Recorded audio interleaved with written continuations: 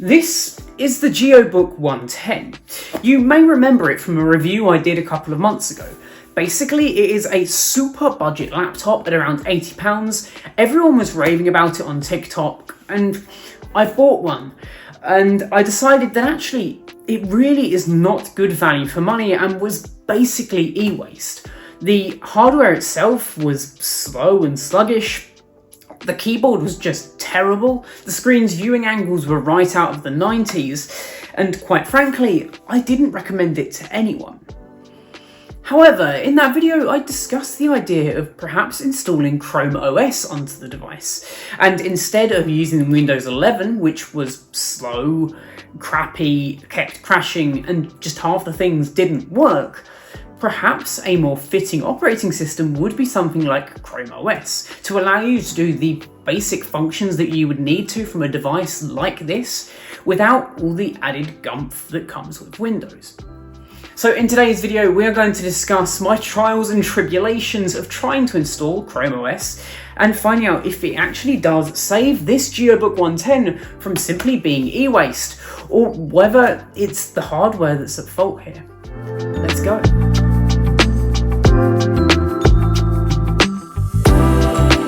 So when it comes to installing ChromeOS, you have two main flavours and options. The first one being the standard ChromeOS. Whenever you buy a Chromebook, that's what you're going to get.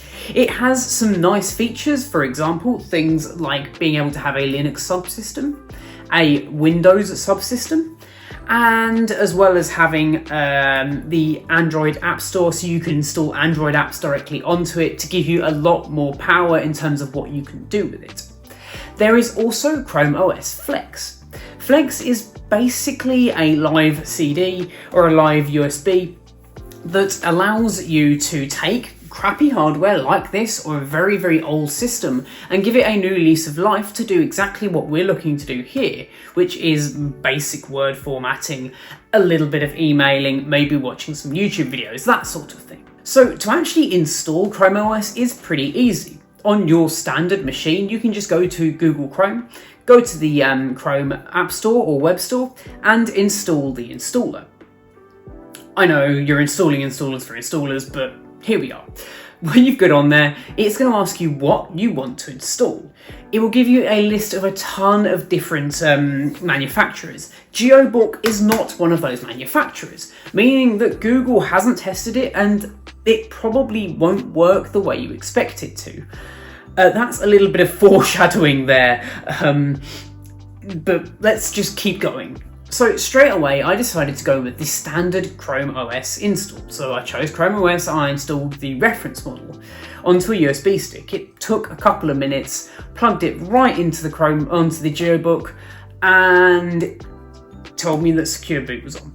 So you've got to remember that when you're going into the GeoBook, you need to go into the BIOS by hitting the escape key lots and lots of times. Eventually you'll get into the BIOS. From within here, you'll need to go to the security tab and disable secure boot, otherwise it's not going to boot to the USB stick. Then select the USB stick as the boot device and nothing. Yeah, for whatever reason, the standard ChromeOS install just does not run. It just sits there on a blank screen, blank terminal screen with a white flashing icon. I just could not get it to work. I tried a few different install methods and just nothing worked. I presume it was expecting very specific specs that the GeoBook just doesn't have, so it wouldn't run the installer. So I was back to square one and I had to choose to use ChromeOS Flex. I really didn't want to, because I wanted all of the nice additional features like the Android App Store and having the Linux subsystem and the Windows subsystem, but we have to work with the cards that we've been given here. So I went back to the installer, chose Flex, installed it. It took a lot longer this time, ironically. It was the lighter weight operating system, but it downloads everything it needs to the USB, so you can do like a Linux style live USB.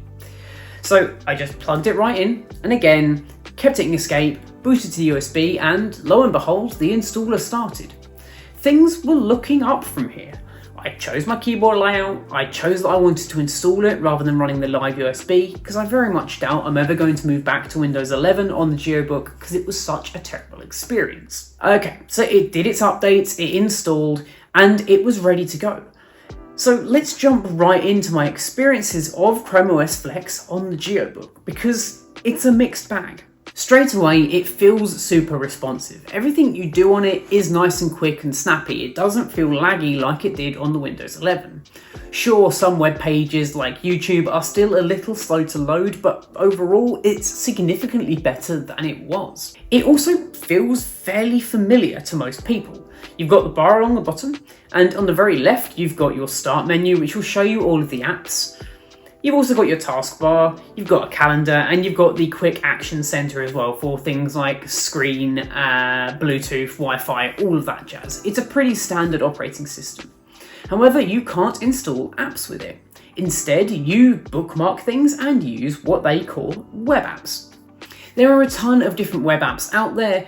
Google has their own for Word, PowerPoint, Excel, which they call slides, and well, you know. What I did find quite amusing was there was a Stadia app on here as well as a TikTok app. Stadia was shut down over a year ago, and going into the app, it just says, "Thanks for playing, we shut this down years ago." So I'm not entirely sure why the app is still installed by default, but here we are. Things were looking up, so I could load up the Google Docs, I could start to write a document, I could watch YouTube videos, I could use the Keep app.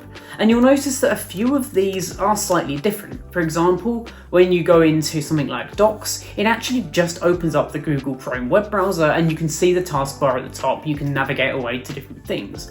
Whereas the Google Keep app is actually a physical website still, but you don't see that top bar anymore, and it feels more well integrated into the operating system as a whole.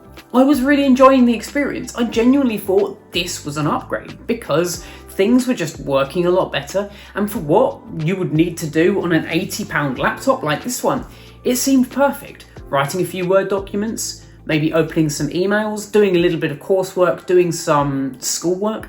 It was a great experience. And then I loaded up a YouTube video, started watching the YouTube video, and I thought, hang on, there's no audio here. And then I started looking a little bit further in the settings and discovered that it couldn't find the GeoBook speakers.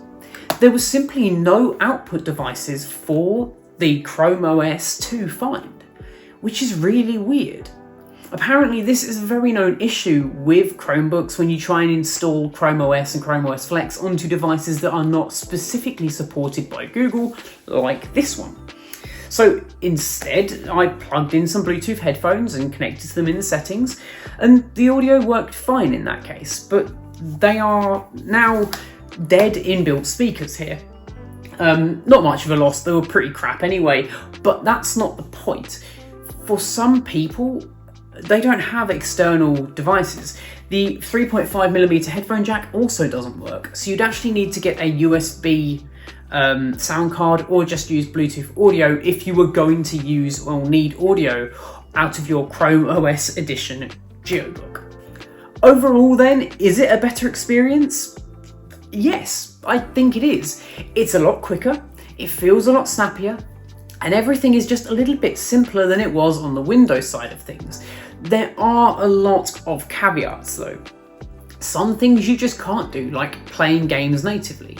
But if you're needing to do a little bit of photo editing, there's websites out there that can do that. For example, Photopea. Or maybe Canva if you're needing to design postcards. There's basically a web app for anything that you would need to do in a workload. There's even Linux subsystems on here. So you can go ahead in the developer settings and enable Linux and do some pretty basic programming within the terminal. You can't install things like Python and others because there is just not enough of the subsystem here to do so. But in conclusion then, do I recommend installing ChromeOS onto the GeoBook 110? And I think I would, yes, if you know what you're doing, and if you're happy to have some of the caveats of not installing native apps and the Bluetooth audio issue, that you can only have the Bluetooth audio or the USB audio. There's just no speakers that work here.